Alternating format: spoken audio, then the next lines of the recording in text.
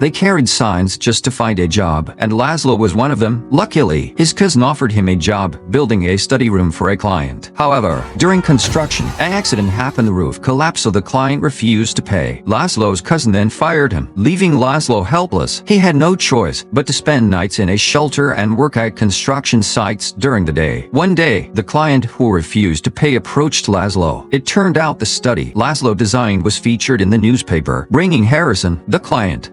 Harrison hired Laszlo again. Even though Laszlo knew he was being used, he had to take the opportunity. One evening, Harrison invited Laszlo and his wife to dinner. To assert dominance, Harrison deliberately tossed a coin on the floor and made Laszlo bend down to pick it up. Laszlo could only pick it up in frustration. Months later, Laszlo was commissioned to design a community cultural center. He kept sketching designs until a model was completed. People questioned its cost and concept, so Harrison hired an accountant to keep Laszlo in check. To cut costs, the accountant intentionally reduced the building's height by 3 meters. When Laszlo found out, he was furious and promised to cover the extra material costs himself to keep the original design. Still, some investors disliked the building, calling it ugly and wasteful. Laszlo argued with them until Harrison stepped in to mediate. When it came time to purchase stone, Harrison was stunned by Laszlo's choice of materials. Finally saw Laszlo's true talent. Soon after, tragedy struck. A beautiful woman approached Laszlo to compliment him, which made Harrison furious.